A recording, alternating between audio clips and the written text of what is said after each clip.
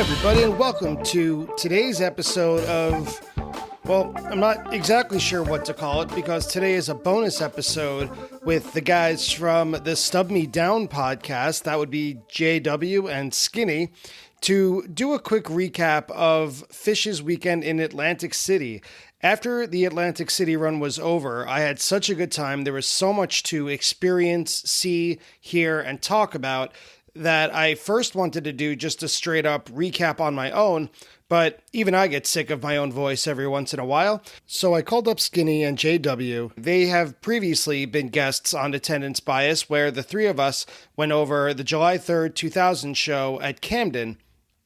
I know that they were at the Atlantic City weekend because the three of us met up for a couple of minutes, and I knew that they love to talk fish, so I figured, why not?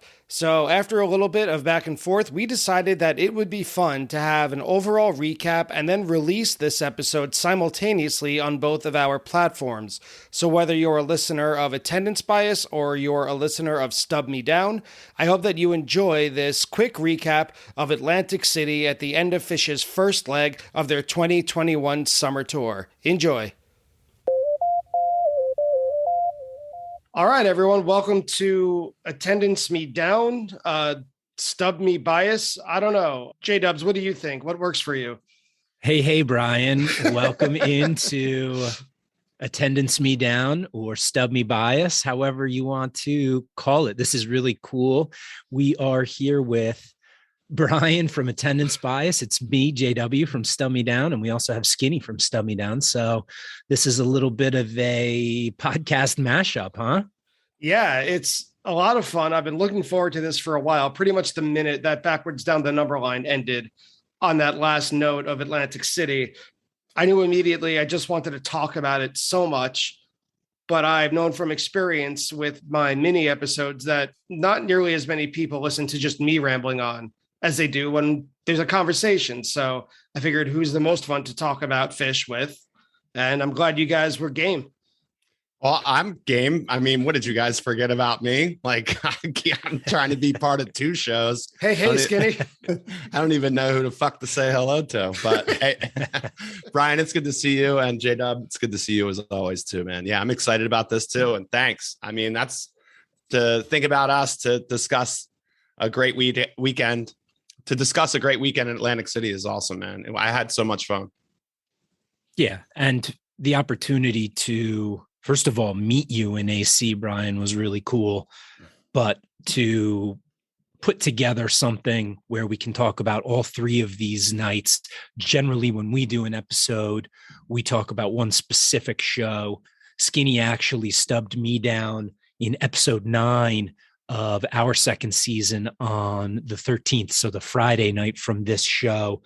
But that does leave the other 2 days out there. So I thought that this was a really cool idea for us to kind of get into maybe some moments that felt right for us and were worthy of having a conversation about. And we can each kind of pick out something that stood out.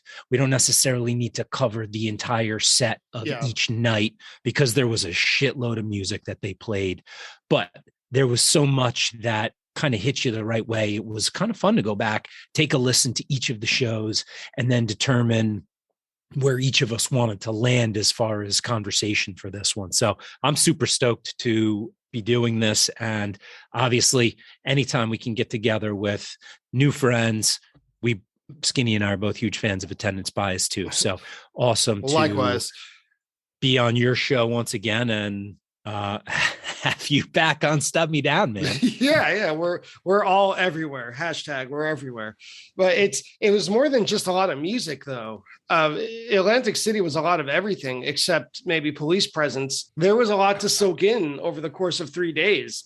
You know, there really was. It was, I think Skinny said it in our off mic conversations, it was a festival without camping. It really had that vibe. And the music was superlative. This whole tour has been great so far. And Atlantic City kind of put an exclamation point on that leg of it. At the time of this recording, Fish had just started their run at the Gorge. And by the time it airs, they'll be getting ready for Dick's. Sure. And I think Atlantic City too Skinny and I talked about this. This was obviously something that was originally planned in 2020. We had the pandemic, so they changed it. Skinny and I both rolled over our tickets from that because we knew we were going to go no matter when it was.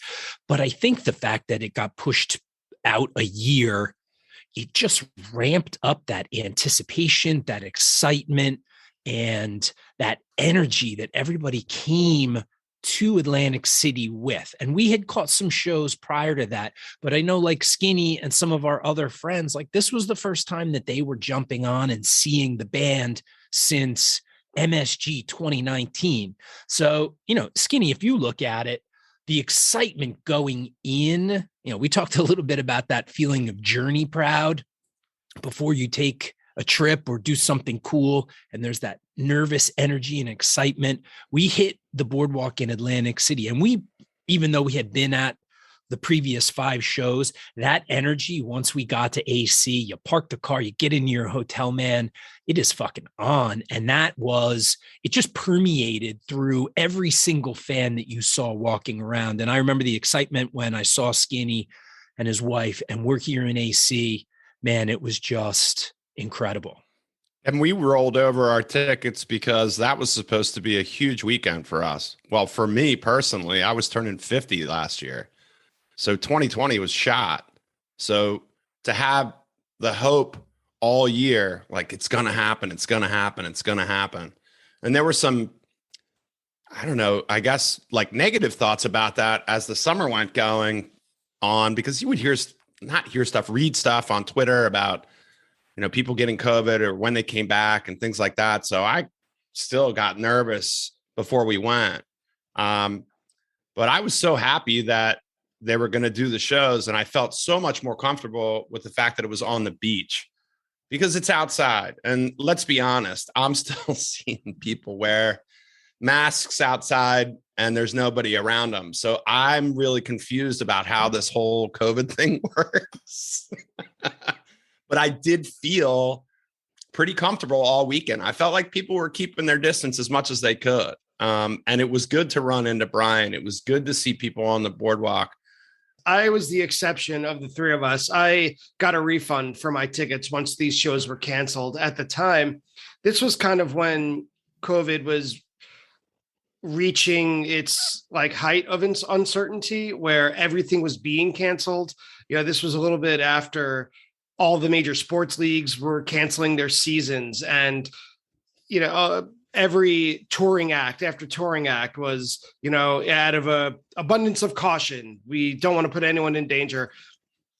And 3 tickets for was what, like almost $250 or so, and it was like, I don't know what my life is going to look like in 6 months. My school was remote only, and so I said, give me that money now. When I saw the pictures of the previous concert at this Atlantic City beach venue, I think it was Pink, it looked like there would be an unlimited number of tickets. So I figured I'll get my money back now. And if and when it's rescheduled, it will not be hard to get 3 single tickets. Although I was very pleasantly surprised once Fish re-announced the tour and gave us the dates. I went online to book at Bally's or whatever hotel would be close.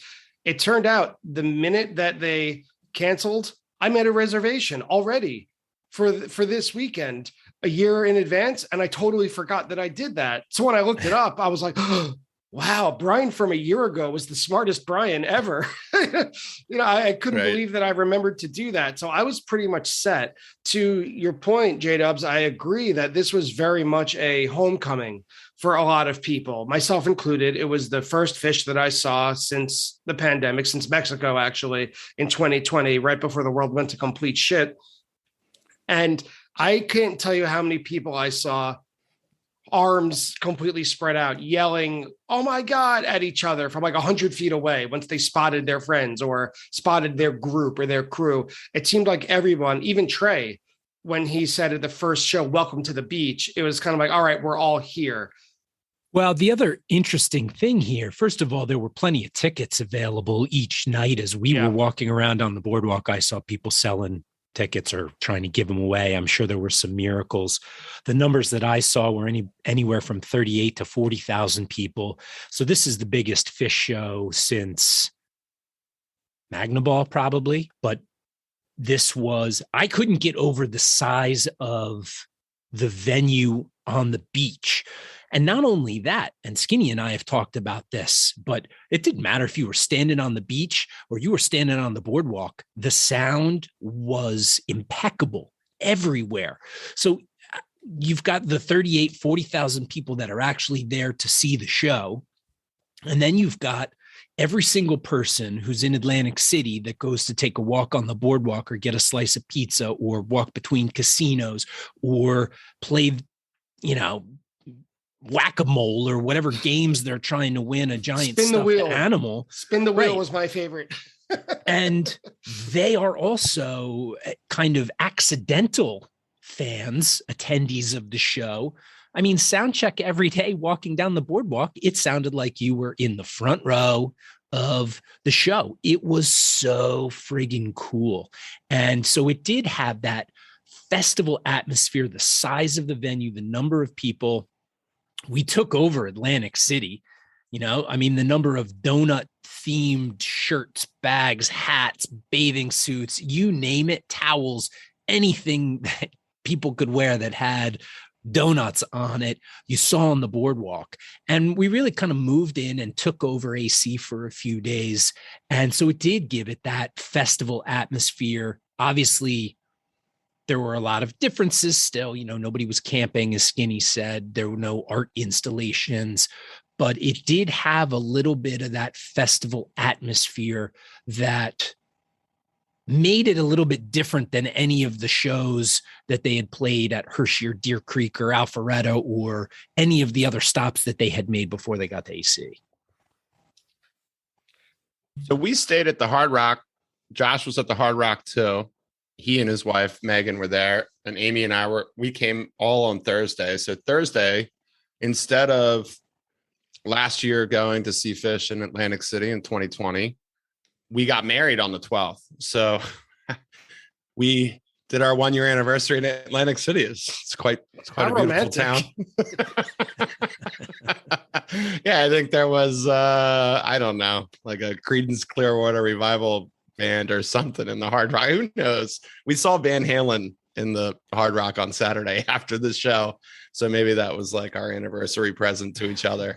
But it was really cool. And the best part about the Hard Rock was I'd never stayed in Hard Rock in my life, was the fact that they had a White House subs, and we got a whole sack of those suckers.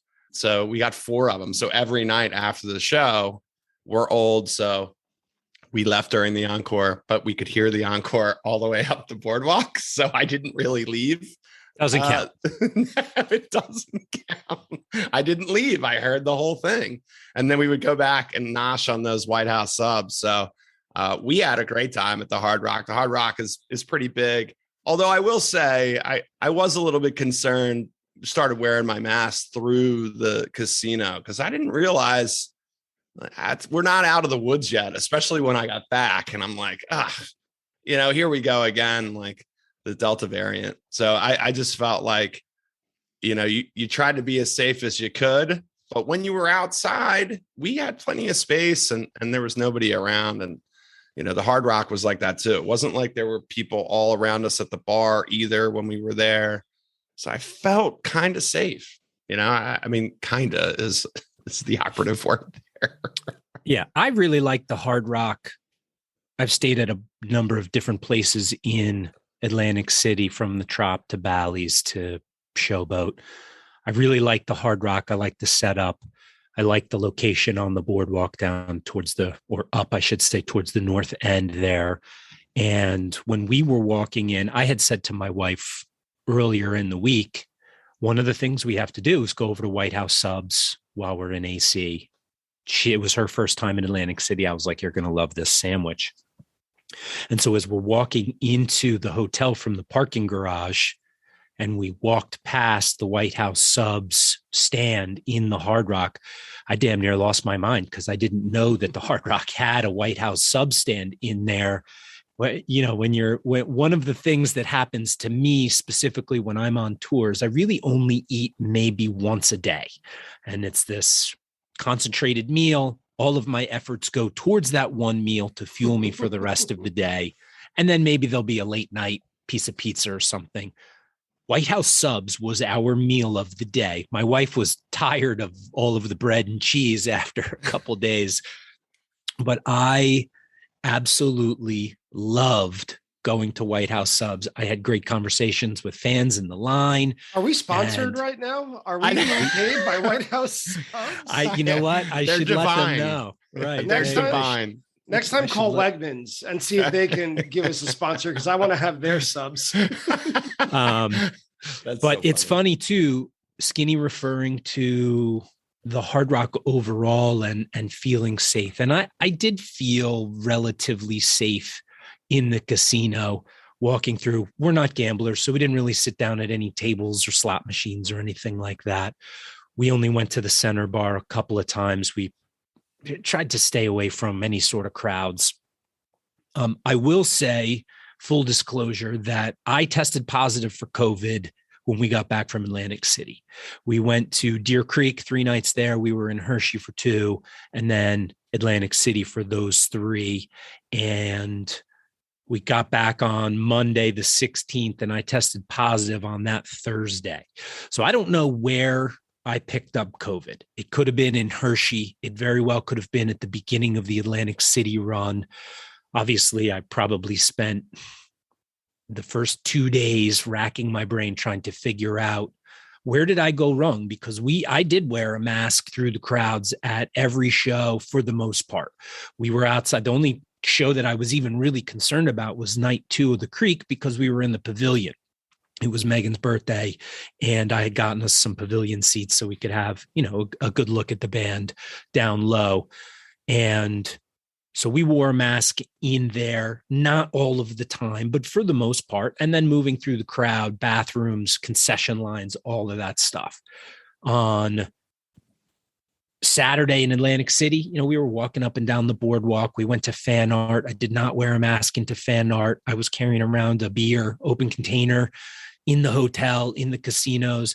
And then, Brian, one thing that kind of stood out when we had our pre-record chat was you talking about smelling cigarette smoke when you were walking through the casinos. And so that kind of stuck out in my head as, you think you can be safe, right? But there is an inherent risk just walking out of the house, and that risk increases depending on the activities you were doing. Yeah, I was a little hesitant, I'll admit it, before going. I got the tickets however many months ago.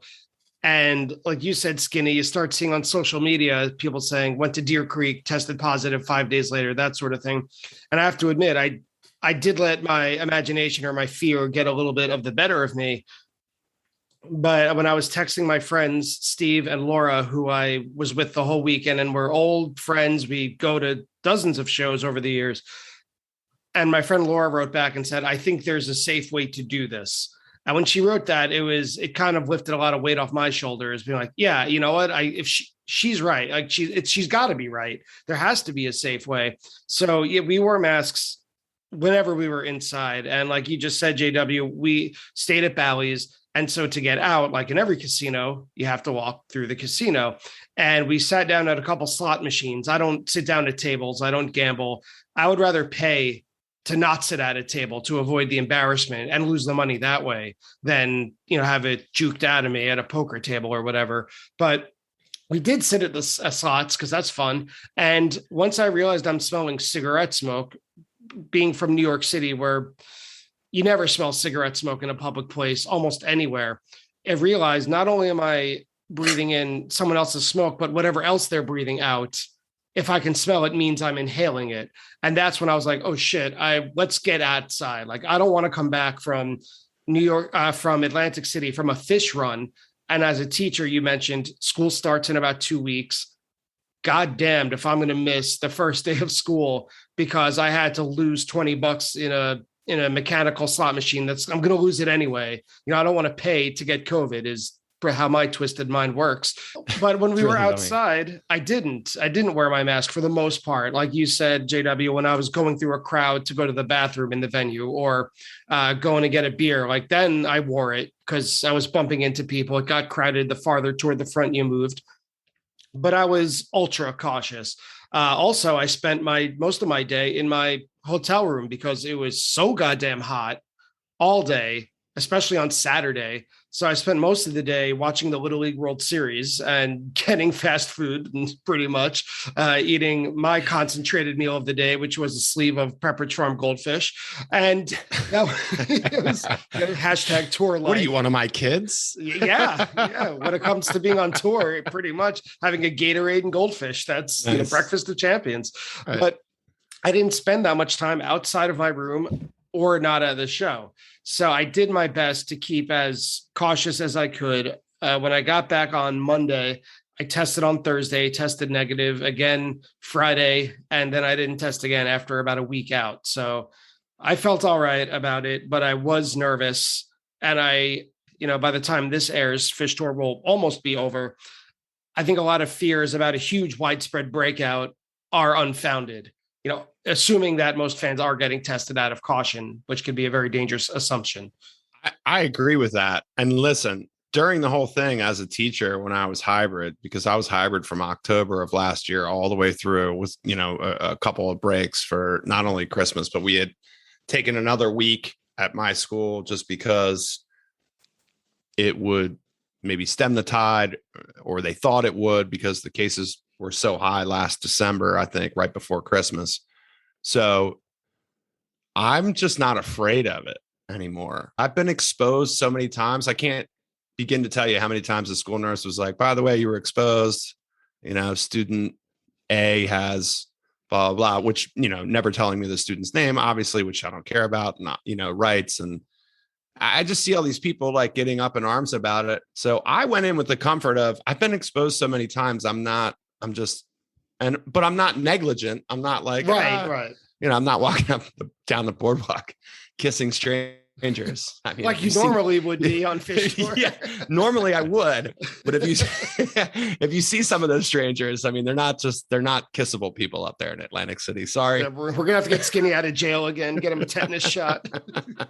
I wanted to ask you guys about overall impressions of Atlantic City, because we're all from the East Coast, right? Skinny, you're from the Mid-Atlantic, right? In Baltimore. And JW, you're from New Jersey originally, right? Yeah. Okay. So I'm from Long Island. And growing up, to me, Atlantic City was like Diet Vegas. It was the place where you could get to by driving, by car. It's only 2.5 hours away, very accessible. And it doesn't involve the expense of a cross-country trip to someplace like Las Vegas. I only compare them because of the legalized gambling and that focus on flashiness and kind of surface level glamour that doesn't really exist. There's no body behind it. And when I was like 7 or 8, it was a place to go with my family for a weekend, not frequently, but maybe twice before I was 12 or something. And I have to admit, as like a 9-year-old or a 7-year-old, it was cool to see all the neon lights and all that bullshit on the boardwalk. And the Trump Taj Mahal was newly opened when I was a little kid. And it was, the name Trump had, it already had its baggage. And that was in like 1990, and it was fun to look at these big hotels and casinos. And I had to stay on the red part of the carpet because I couldn't step on the casino floor. Like, I have very vivid memories of being in Atlantic City as a very positive vacation place. And now in my late 30s, and a couple of years back when Fish played both Halloween shows, I didn't go to Baderfield, but I realized there's really not much there other than what's on the boardwalk. And after I bought tickets to these 3 shows in 2021, I realized, oh, this is great. Fish 3 nights in a resort basically. And then I stopped myself and said, oh shit, now I'm gonna have to spend 3 days in Atlantic City. Yeah. What am I gonna do? I mean, like, leaving there on Monday, I was like, what a great weekend, honey. But I'm so glad to get the fuck out of there. I mean, I like Atlantic City, I guess, for about a 24-hour spin. I mean, when I go see shows there, it's different. You know, Baderfield was different. I only caught one show of that 2013 run. I didn't go to 2010. There were other obligations. I think my oldest daughter at the time was, you know, not even a year old. But I wouldn't say I hate it, but it's also like there's not much there to do except like a bachelor party or a concert. And I saw a couple when we were there. It's just, it's not my cup of tea. Where Vegas is a little bit, I won't even say cleaner. I mean, have you watched Cops? Well, it is, but it is like the Strip, like that downtown area. It is much cleaner. Right. Like, so going, you know, a couple blocks off, it gets kind of sketchy. And now for me, from being, you know, from the city in Baltimore, I'm not intimidated by it, but I can see how. Yeah, not for nothing, The Wire wasn't filmed in Atlantic City. That's true. It probably could have been. But it's not, you know, a couple blocks off. We went to the Tennessee Avenue Beer Hall, which, by the way, is an awesome place if you're in Atlantic City. Just to be a little bit more positive, for my birthday, my wife rented a couple tables or whatever, you know, reserved. I said rented a couple tables for friends of ours for my birthday. And that was fun. They were playing Grateful Dead music. I really love that place. It's really nice. And that's like a couple blocks off, maybe a block and a half. You know, once you get past that, man, you're going too far off the beaten path, I guess it would be. But Atlantic City has always been, I've been there for a couple bachelor parties. It's 2.5 hours away. When I turned 21, I think I went to a bachelor party out there for an old girlfriend of mine. Her brother was getting married and went to the showboat. But then, you know, we left at like 10 o'clock the next morning. I'm not much of a big gambler either. So for me, it's always been that. It's never been anything else. It's been kind of Vegas's little brother out there on the East Coast. It was the only place, if you wanted to gamble before gambling opened up in Maryland or even West Virginia, which isn't too far from us either. You know, as being from the Mid-Atlantic, you're kind of stuck right in the middle. But it was always like Vegas's little brother, and it certainly didn't live up to the older brother's hype. It's kind of like the White Castle of cities. Like you don't want to stay there for too long. It's good once in a while. You might not end up well, but it could be fun if it's the right time and place. Agreed. I've always had a love-hate relationship with Atlantic City, and I'm originally from the Jersey Shore. So for me growing up, Atlantic City was a joke. You know, it was a tourist destination. My dad used to have a 44-foot sailboat, and we would take it from Sandy Hook Bay, which, if you're familiar with New Jersey, where New Jersey kind of cuts in to the west at Sandy Hook Bay. So we'd sail from there. We'd sail down the Jersey coast, and we would bring it to the Chesapeake Bay, so down around the southern tip of New Jersey, Cape May, into the Delaware Bay. And we would always stop in Atlantic City and anchor because it was always such a long trip down the coast. And we would sit under the lights and talk about Atlantic City. And then as I got a little bit older and started going for bachelor parties and stuff like that, you know, Atlantic City is... It is. I like the way you described it, Brian, with it's like that surface level glitz, but it's really a shithole. You can go, you can gamble, you can go to the titty bars. It's very bachelor party oriented. And so I hated going there for those things, but I love going to Atlantic City for shows. 2010, the Halloween run at Boardwalk Hall was a lot of fun. I really liked Baderfield. Was a great 3 nights. We had a great time there. And then in 2013, we did the Halloween run. Skinny and I have been up there for Phil and Friends and different iterations of the remaining further, you know, iterations of the Grateful Dead. A friend of ours, Jason, and I went up and saw Phil when he had... what's his face from the Black Crowes? Chris Robinson. Yeah, Chris Robinson was singing with them from the Black Crowes, and they played at the House of Blues, the Showboat. So I've seen a bunch of music up there, and I've always liked traveling to AC for shows because, especially if it's a run, you park the car and then you just walk everywhere, and I really like that. Especially for me, I'm usually the driver to kind of standalone shows. So there's always that responsibility that I have post-show or pre-show getting there, and you don't have to worry about that in Atlantic City. And the beaches, we sat on the beach for a couple of days during this run, my wife and I, just to get outside. It was hot, the ocean was nice, but the beaches are they're not pristine like different parts of the Jersey Shore are. You're not going to Atlantic City to sit on the beach. I do love going to see shows here, and I will always go to see Fish whenever they play in Atlantic City, whether it's Boardwalk Hall. If they do something like this on the beach again, I'm there, man, because I love it. It's just such a good time, and I love the centralized location.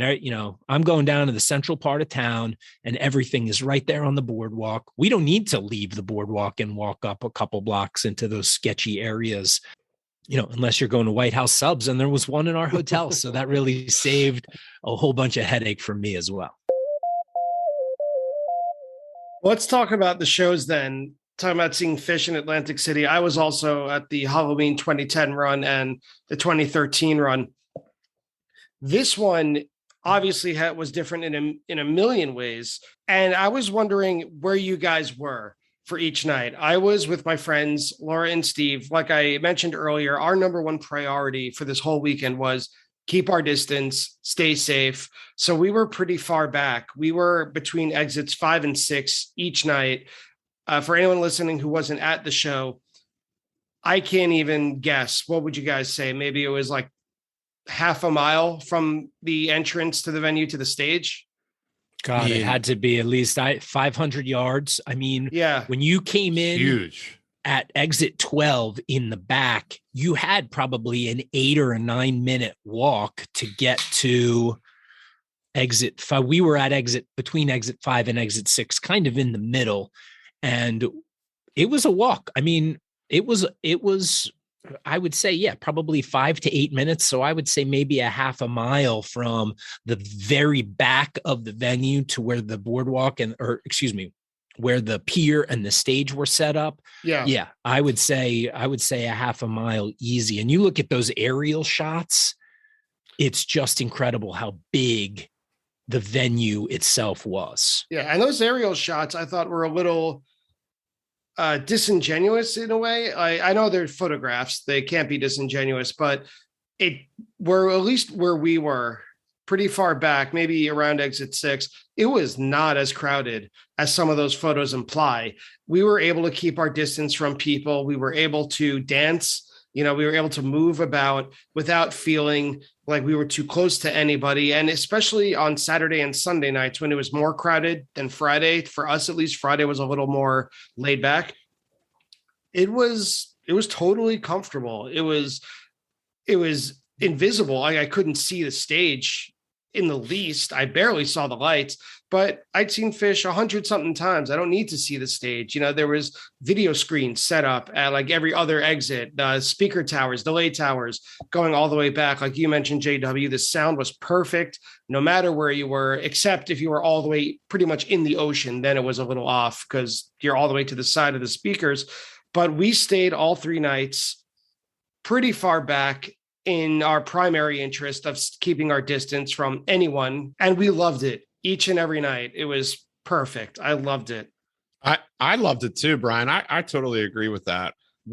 Friday night, we're right by exit 5 because of that, where the bar was. And, we got kind of looped into that, which we learned our lesson, by the 16-ounce beers. God, never again. I'll get one and then I'll drink water. I literally will, because they had refill stations. They had plenty of bathrooms. Like a lot of times at like a festival, the lines for the bathroom, there was so much room and so much space. The Saturday, which I felt was the busiest or the most packed, as it were, we still were plenty of room with our little crew 6 feet from everybody. So there was nobody around that was like encroaching on your space. And I felt, again, like I'll go back to that. I don't know what safety necessarily means in that, but we had plenty of room to dance too. I know what the band looks like. Josh knows what the band looks like. My wife wanted to kind of go around and go closer, but after we came underneath the boardwalk to enter the first night, I was like, nah, I'm not doing that. We could see some of the lighting rig. I'm so like happy I get to go to Dick's because I get to see the lighting rig a little bit better than I saw it. But we could still see that. And plus, the screens were great. They had them all the way back. The tower. There was no love lost. I can't hear. I don't know what's going on. There was none of that for me that weekend. I felt like the spots that we picked, and obviously the spot that you picked, were perfect. Yeah, my only, and I don't even know if it would register as a complaint, but my only critique of the way they had the actual venue set up was there were some tents that they had that were kind of like in the middle of the venue instead of along the sides. And so there were a couple of spots if you were standing in the middle where there was a tent that was obstructing your view and you couldn't see the stage, or you could only see kind of the top of the light rig. But we kind of moved so that we weren't standing with that obstructed view. And I'll just reiterate what you both said. I know what the band looks like, especially in that environment on the ocean and with the amount of ambient light that you have from the casinos. I feel like the lights, unless you were up close, kind of got washed out by just the openness of the sky and then the lights that were there along the boardwalk. So it wasn't necessarily the greatest venue to take in the lights, especially where we were, but that's a minor critique considering where we were. But I thought that the venue was laid out pretty well. Plenty of bathrooms. I never had to wait to use a bathroom, and I never had to wait to get water to refill water. So a couple of strong points there, but I think just like everything else, maybe they were just a little bit understaffed as far as handling concessions and alcohol sales and stuff like that. And I think they were only limiting people to like 2 beers. And if you bought one of those gigantic ones, I think it counted as 2 beers or something stupid like that. It was fine because we weren't using the concessions. I won't complain about them too much because we didn't use them. One last point I want to make about the venue before we dive into the music. I do want to give huge props to the security in that there really wasn't any. I really enjoy that. I know that we spent a lot of time talking about COVID, but if there is one silver lining to take from this whole crisis, it's that people don't want to touch you anymore. And that includes entering a concert through security. I just scanned my ticket and they waved me through, and holy shit, I could have brought in a boa constrictor in my pocket and no one would have known the otherwise. It was fabulous. It happened again when I went to a concert nearby. I saw Wilco last week, and I hope that this is a trend that continues where they ask to see your ticket and you go through. It brought me back to a pre-9/11 world. And if that means a post-COVID world, I'll take that mashup. That it could be show my ticket, walk through, who cares what's in my pockets? I'm happy to be in your concert. So great props to the lack of security, and everyone who did work there was extremely friendly and gracious. Yeah, you could have brought in some Sauvignon Blanc. There was some people did. Yeah, they were bringing in our wine cellar. It was awesome. My wife was wearing hip pack the whole weekend, and Saturday and Sunday she slipped a pint of vodka in there, and I mean that was it. There was nothing to mix it with inside the venue, but the security, when we walked in, she had it behind her, and he walked in, he said, "Ma'am, you have a bag." And she said, "I know," and just kept walking. And that was it. And so, yeah, I definitely agree that the security there was friendly to the point where, it made it, for those that were having trouble getting beers and stuff like that, it made it a little bit easier to get in some contraband, as it were, to kind of deal with the concession problems. So let's talk about some of the music in the interest of keeping things to the point and kind of quick and dirty recap. We thought it would be a good idea to just each one of us pick either a song or a short segment from each night to kind of point out. So for night one, the Friday night show, there was a lot of good stuff. I thought emotionally, because this was my first show back in a very long time, and it had that good vibes on the beach. The weather was great Friday night. Emotionally, it hit me when they opened. So I would take the obvious pick of Cars, Trucks, and Buses, the opener, because first, I do have a sentimental connection to the song. They played it at my first show ever. But more immediately and to the point, it opened the whole weekend. It was our introduction to this 3-show run that was, to repeat a motif throughout this recording, more of a festival in a sense than a series of 3 different concerts. So it was the opener of the whole experience. As we've said, Atlantic City is not quite Cancun, but it's as close as we'll get until further notice. It was, I also love that Trey called it his hometown favorite, because almost anyone who got there had to drive on the Jersey Turnpike, and you always see the cars, trucks, and buses, different arrows and lanes. So that was pretty cute. It just spoke to the fan experience. I was just going to say, and in addition to jams, which is my favorite part of seeing Fish, Chatty Fish and Chatty Trey and the fan experience, that's what I go for. I love the goofy stuff. And this was borderline. It just qualified as goofy enough to me to be self-referential to the point where I really enjoyed it.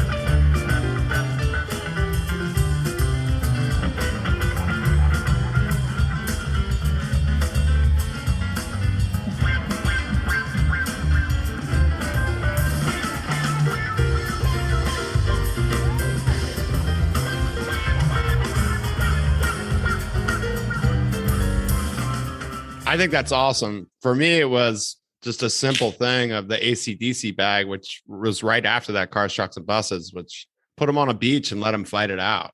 And I loved the Cars, Trucks, and Buses. I think right after they played that, I was already talking to JW, like, I don't think I've ever seen that open. And I get the reference just from driving in Jersey with him all those years. So I had seen it, but I hadn't seen it in a while. And then it opened up the entire 3 nights. So I totally agree with you. That was awesome. Yeah, I thought it was a great opener. I love that it's a little bit of a rarity here that they pop in, and it really set the tone for just this fun, engaging. The band was so engaging, and throughout the weekend, they didn't just do it on the first day, but throughout the weekend, there were lyrical changes and little things that they did to make reference to being on a beach in New Jersey and what that was. And sometimes it was a little bit more direct, playing a song like Waves, and sometimes it was a slight lyrical adjustment, like Skinny said with the bag there. And those types of things I love, and they make you laugh and they make you smile and they make you feel included, and there's that engagement piece that Fish is so good at with the crowd that makes you feel like you are a part of something special when they do that. And not every show has those fishy components, right? We've all been to straightforward jam fests and standard shows. And then we've also gotten those fishy moments or shows where the whole show has that fishy element to it. This, they sprinkled it in throughout the weekend, but they started the whole run with this Cars, Trucks, and Buses that put that out there. And I just loved the energy and the feeling that came through from the very first note to the very last note of this whole run. Skinny, what was your highlight from night one? I would say It was the tweezer, bathtub, possum, everything's right. Well, I know I got that. Yeah, the whole set. I mean, because I was already happy. I'm like, oh my God, that first set. Like, I'm like, cars, trucks, and buses to open up, and then a bag. Like, I was really happy with that set. And I was happy with first sets all the way through. I mean, I was happy with the whole thing, but the second set just like is straight fire. And then the everything's right transition into that possum, and then they drop down into that 2001, whatever.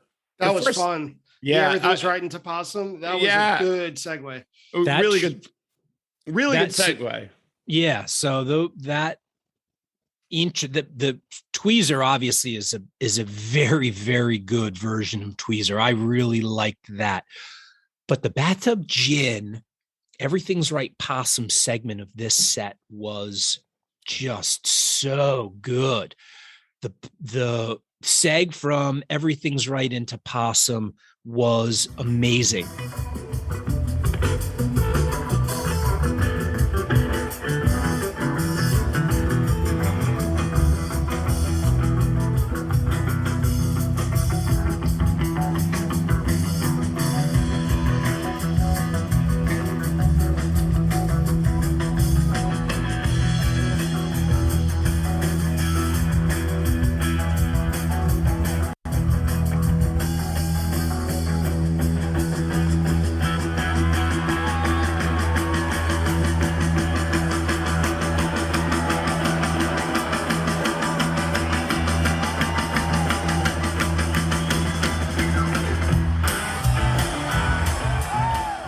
Bathtub Gin kind of reminded me of the version they opened the second set with at the Man in 2015.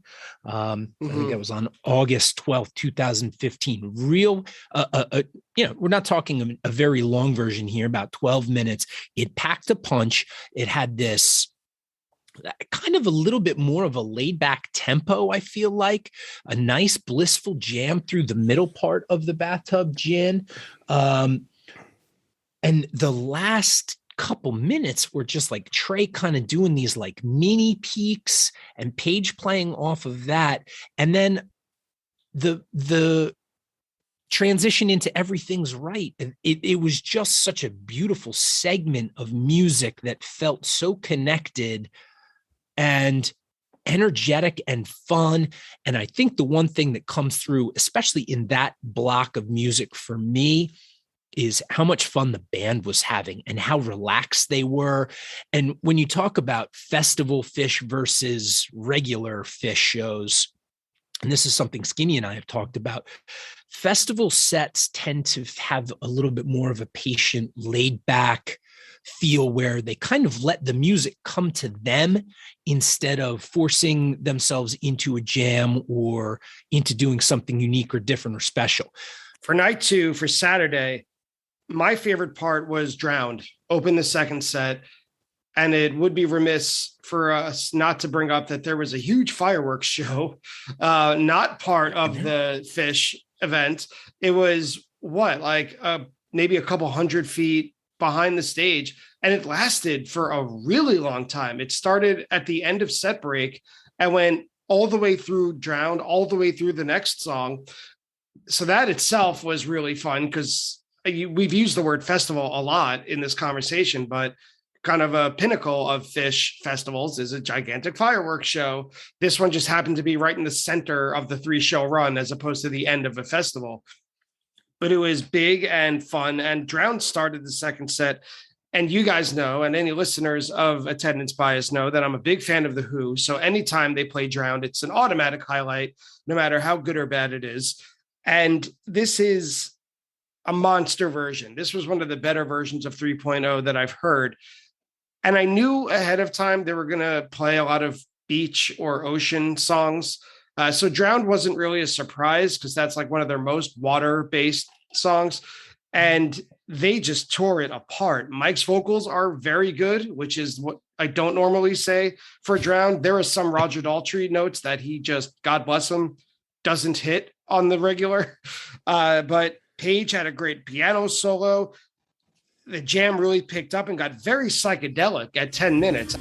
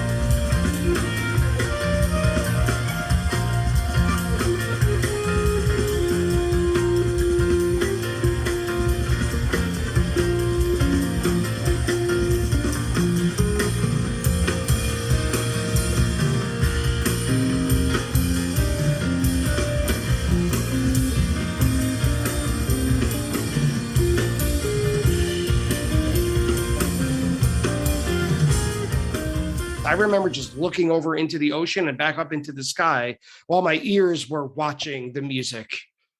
If that makes sense to anyone except me. Like, that's how it felt. Like, it was a 360 degrees sort of experience, and Drowned just really put me in the moment. That is just such a beautiful description. I mean, well, that's why you have your own podcast. I mean, because you know what? I don't know when that Page kind of solo, when he just is like, blah, blah, blah, blah, blah, you know, he like totally just charges it down from wherever they were.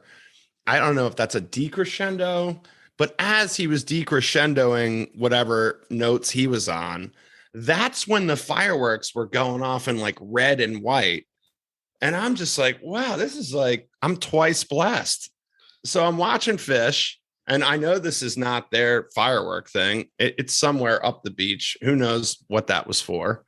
And it was just lighting up as he was decrescendoing. I mean, I don't know if anybody like put those two things together, but it was crazy. I just thought that Drowned was probably the best version of Drowned I've heard since I heard it at my first show. And plus the experience of it and the fireworks too. I always feel like somebody's like, hey, Paige, like, you know, they're lighting off like serious fireworks right now. Like, you know what I mean? Like, it's behind the stage. You wouldn't know, but like, do something here. He probably went to White House Subs before the show for a sandwich, and that's what gave him all that extra energy. Got the White House special. Yeah, he got the Italian. Shit's awesome. So he was definitely fired up. But yes, Brian, beautiful description. I totally agree with you. And that version of Drowned, like, I'm going to keep going back and listen to that, because at the end of it, I do remember in my mind's eye, like, holy shit, that they were like red and white fireworks going off as Paige is just going ape shit. You know, it's really hard to like put all that together. Sometimes I'm like, oh yeah, I totally forgot about it or something. Well, that happens a lot with 3 nights in a row in a place like Atlantic City, you know, where, like you said, the days kind of meld into each other with your one meal, and you try and get into this groove and routine because you don't go anywhere else. So yeah, there's a lot that you forget, and then you're happy to remember. No doubt about it. Yeah. That Drowned is something to remember. Yeah. The Drowned was great. And the second song of the second set. That was the third song. So they started with I Never Needed You Like This Before. Oh, I forgot about that one. Yeah, okay. I know you, but it was a really short romp through that, and it was only the second time played. Right. So I think it's only like 5 minutes long, which I was really happy to hear. I think the Drowned, I think, because you love it so much, I saw it at my first show. I mean, who doesn't like the Who? It can kind of supersede, like, oh shit, that wasn't the opener. Yeah. You know what I mean? Well, and like I said, on this tour, it feels like the song holding down the 2 spot in the second set, and this is not across the board every show, but has been a vehicle for a nice jam. Obviously, that holds true here with this Drowned as well. One thing I forgot to mention when we were talking about the Friday night, and this is something that I've noticed just on this tour in general, but the Everything's Right, when they use I feel like Trey has changed part of the song. They do the na na nas now instead of the yeah yeah yeahs. And Kevin Shapiro, you listening? I said to my wife, I said, you know, it kind of reminds me of Tommy Boy when Tommy and his dad are at the wedding, and he's like, hey, Tommy, hit him with the haze and the hose. And I felt like Trey, maybe, you know, one day before they went out to play this for the first time, he's like, hey, you know what? We're not going to do the yeah yeahs. We're going to do na nas and Everything's Right. And, yeah, so that was just a funny thing, but.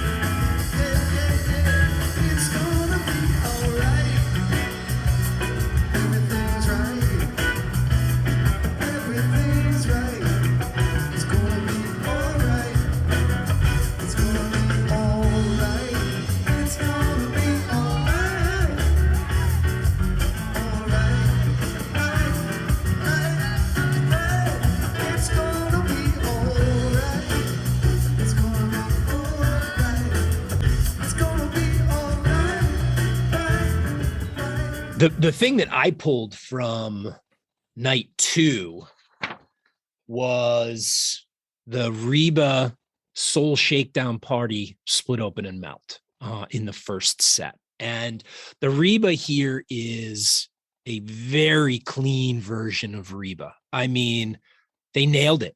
They nailed the intricate technical part at the beginning. They nailed the drop into the blissful segment before they go and start to build towards the peak. It was delicate. It was patient. And then into a Soul Shakedown Party. And Skinny and I have talked a lot about reggae and when reggae comes into the music scene that we're into.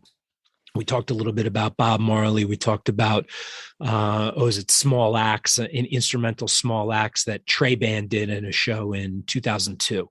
And so for me, we're standing on the beach. We're listening to Soul Shakedown Party. Page sounds incredible. The feeling that we had coming out of the Reba, which was a little bit disconnected because they did not do the whistling. Skinny and I have talked on Stub Me Down about that whistling kind of bringing it back around to the light, happy-go-lucky, nonsensical feel of Reba, and they kind of leave it hanging. Then they drop this Soul Shakedown Party, which everybody on the beach was completely digging. Soul Shakedown Party itself being a little bit of a rarer tune here. I've actually seen 3 of the last 4. Yeah, well, that was Amy's favorite part of the whole weekend. I mean, she couldn't stop talking about that. And I mean, this is a very Bob Marley influenced house that we have over here. Yeah, and, absolutely. She couldn't stop talking about it. As short as it was, I'd love to go back in her statistical things that she's seen. I don't think she's seen it maybe at all, just based on her. She was so happy to see that. She was like, how about that? And I was like, I saw one at Merriweather, but that was cool. And that segment, total fish stick. and that segment from the Reba into the Soul Shakedown Party, I remember standing on the beach and it was still light out. You could still see the ocean. And there's just this complete surrender to where you are. And at that point, the music had completely enveloped me. And I was at the whim of the band. And it was 100% all smiles. And that moment, and then they drop into that Split Open and Melt, which was dark and spooky and unbelievable. One of the most unbelievable Split Open and Melts that I've seen. That jam coming out of the Soul Shakedown, it really gave, again, that dichotomy of what Fish can be, this silly, happy-go-lucky, fan-based enjoyment into dark, dirty, a little bit scary. Fishman was playing at the end of that Split Open and Melt. Fishman was on the snare drum, and there was just a feeling that you got from listening to that. Oh man, that's why I fish.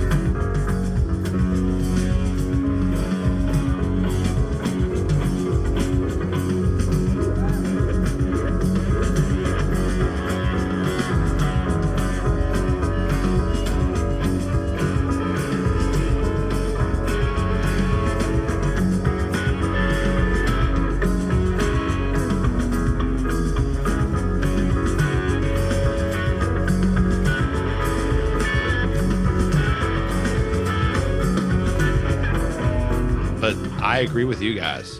It was one of the better ones I've heard.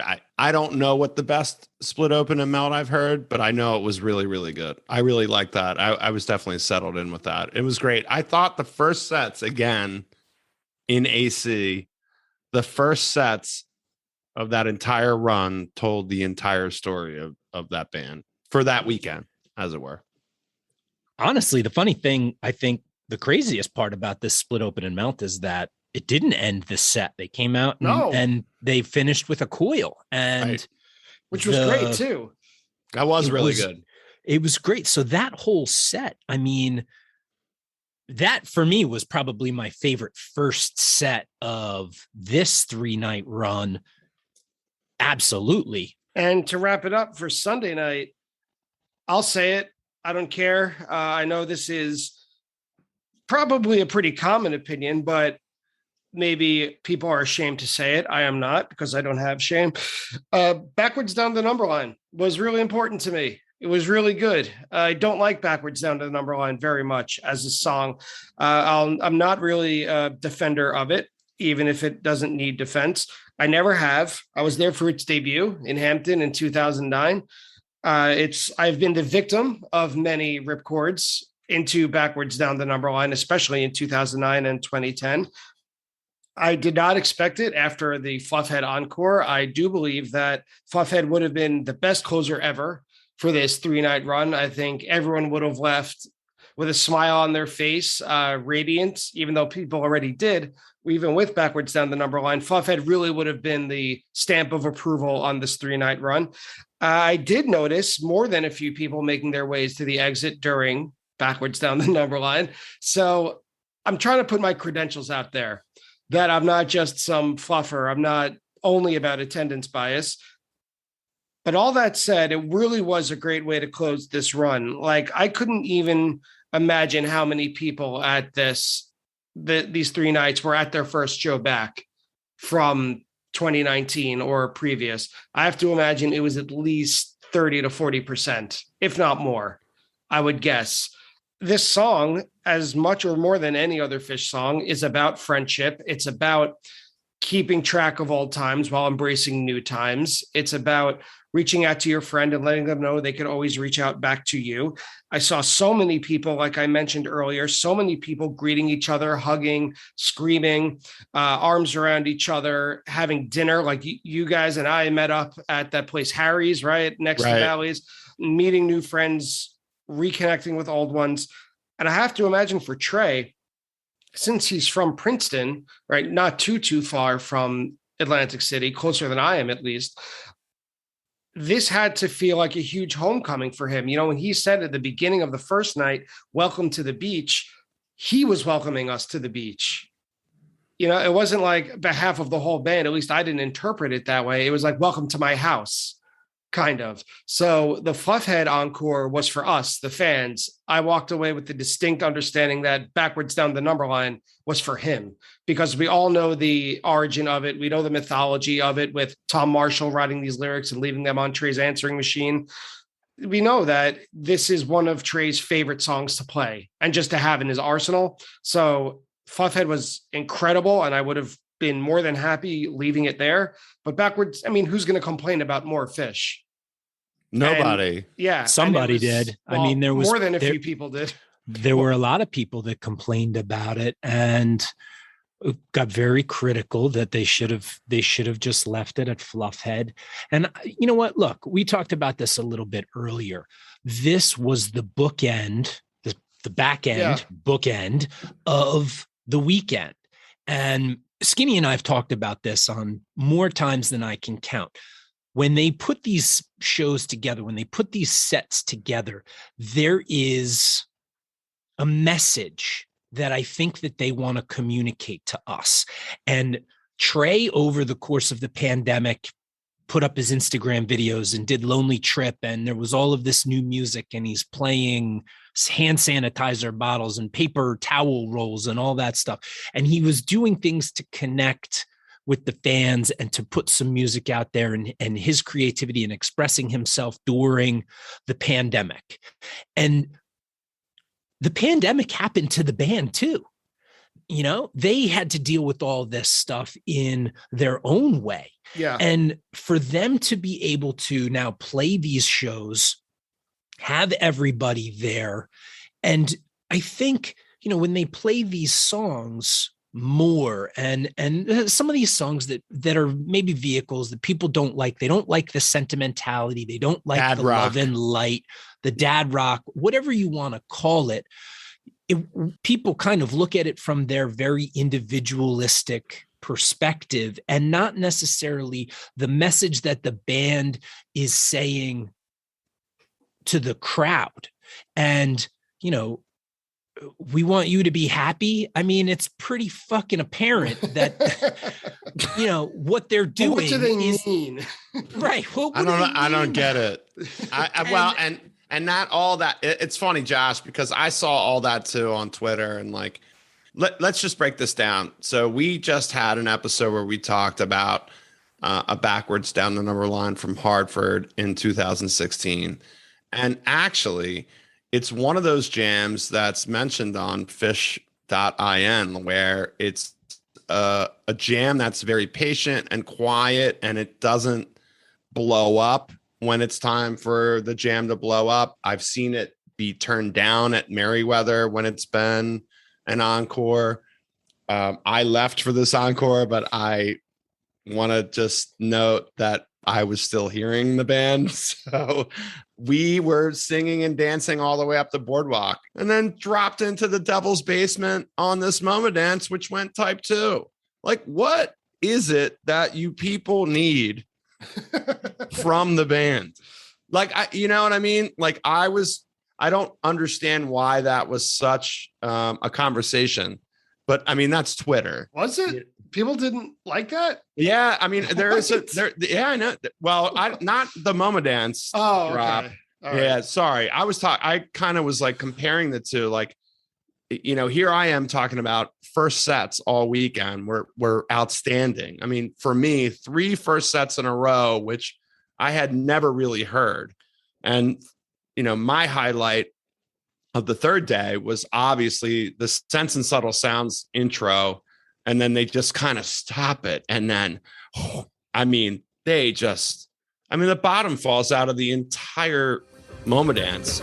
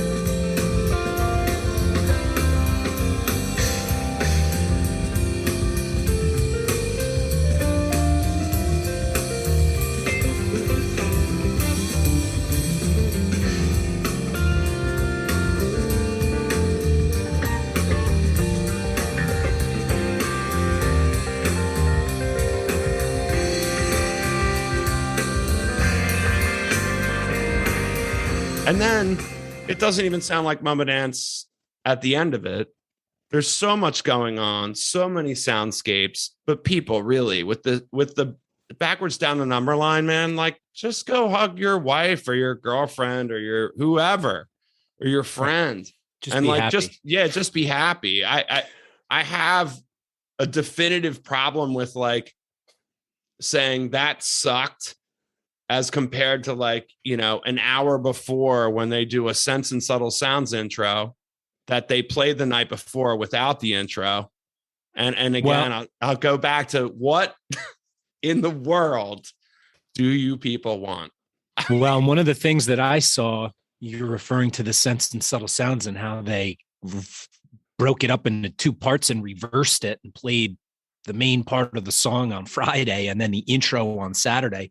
That was something that I saw people complaining about as well, because what were they doing? Why didn't they just play it all together? I thought that was slick as shit, having the Sense intro and then they drop into just a super, super groove out of that into this Moma Dance. And I think I wrote down in my set book that they were fucking with us. They were doing different things, having fun. And I think if you watch the video that they released of the Sense intro into MoMA Dance, if you look at the expressions of the guys, like Trey's face when he drops into MoMA, you realize these guys are fucking having so much fun up there. And you could tell right at the beginning of that MoMA that it was going to maybe go for a ride a little bit because they were doing something unique there. Yeah, and he's that's smart. what He's and smart. that's what I like. I like that. And I was definitely not like, for me, I was like, oh, they're messing with us. I thought that the Set Your Soul Free Beneath a Sea of Stars on Sunday was spectacular. Set Your Soul Free has quickly become one of my new favorites. It's a great vehicle. I like the lyrics. And again, when we were talking about the 14th, this set your soul free. You're standing on a beach. You have not a care in the world. This version was really cool. They've been doing the I'm a Man tease. I feel like they've sprinkled that into a few shows. I think it was in a Carini, maybe in Deer Creek. I'd have to go back and look, but they've kind of sprinkled it in, or maybe it was the Simple from Deer Creek, so that they've been sprinkling that I'm a Man tease in. There was a Carini tease in this. There was a Linus and Lucy tease towards the end of this Set Your Soul Free. And then Beneath a Sea of Stars was just so touching and beautiful. And talk about nailing a placement for a slowdown song here. It was put in the perfect spot. It wasn't a very long version. It was under 9 minutes, but we're all here together and the weather's fine. Sometimes I'm standing there and just some of the words just hit me perfectly in that time and in that space. You know what? I saw somebody comparing this Beneath a Sea of Stars, like this is Fish's Dark Star, I've heard that. Will. I saw that a couple of times, and I don't know if I would necessarily make that connection comparison, but this is a tune that I feel like has a lot of potential within that ambient, dissonant jam space.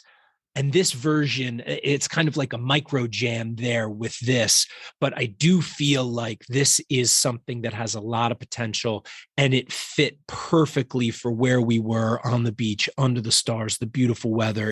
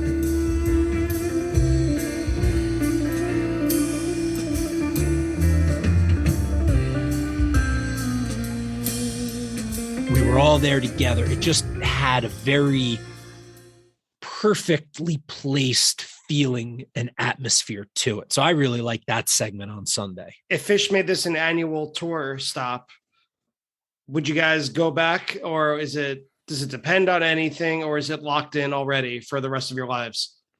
I would say I would lock it in. I mean, for us, it's 2.5 hours. It's such an easy drive. And although we've kind of shit on Atlantic City, all apologies, Atlantic City. You know, as long as I got my room when I get there, I would say yes. I mean, I had a good time at Baderfield.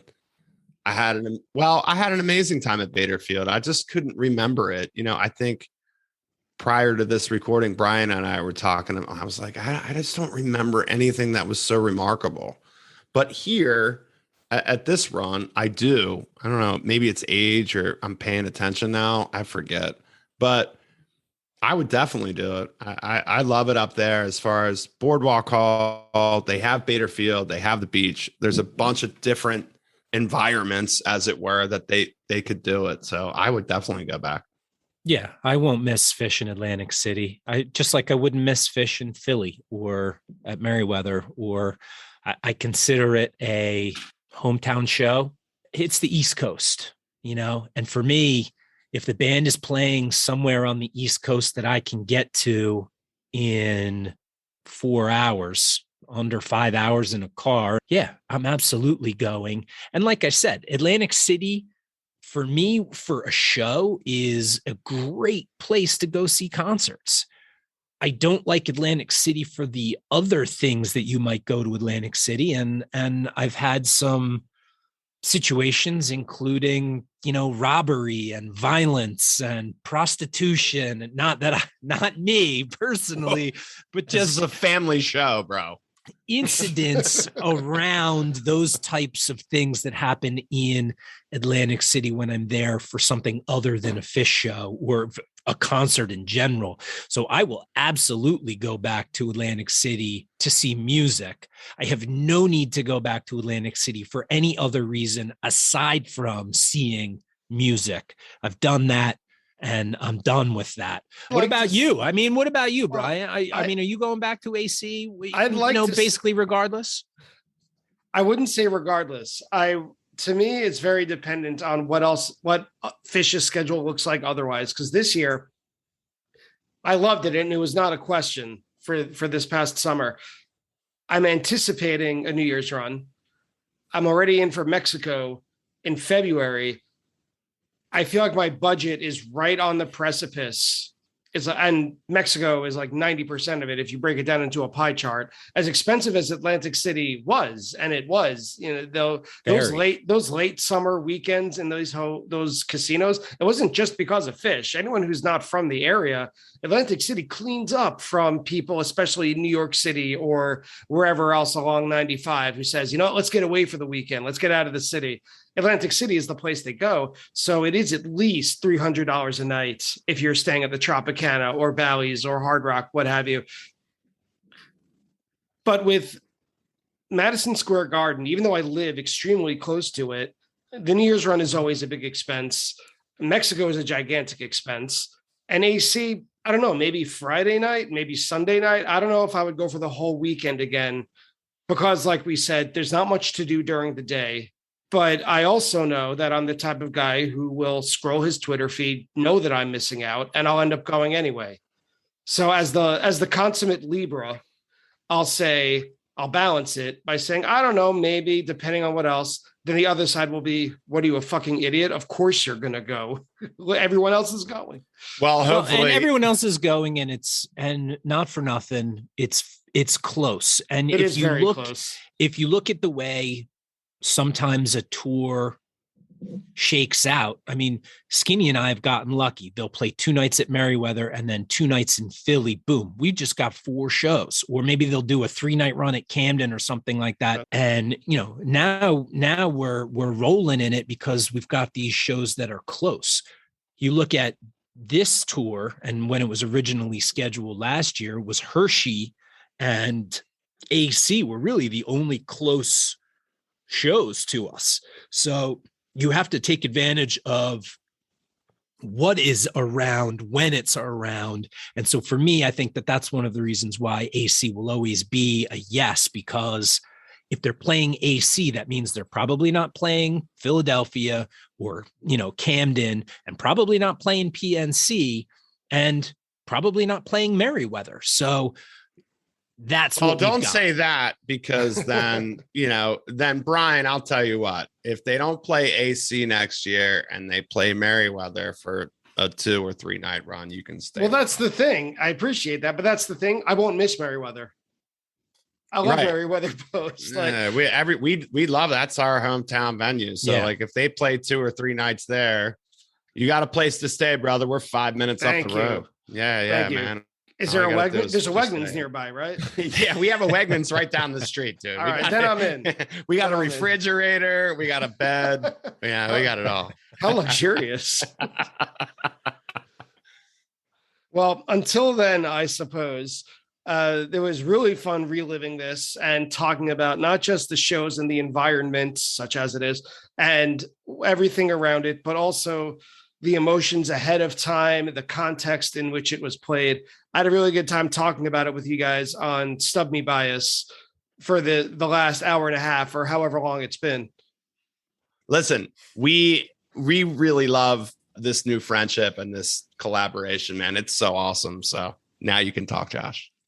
Yes, we were very excited when you reached out and wanted to do an Attendance Me Down episode or a Stub Me Bias episode, whatever you want to call it, because just the opportunity. First of all, we had such a great time being on your show, having you on Stub Me Down. We talked about some great shows on both of those episodes, but to kind of pull this all together, talk about some individual highlights, but in light of the entire run, was just something that Skinny and I thought would be a very fun thing to do, to relive this music. Oh, it was only a couple weeks ago, Yeah. And to have the opportunity to take a look. They're in the midst of a 3-night run now with the Gorge.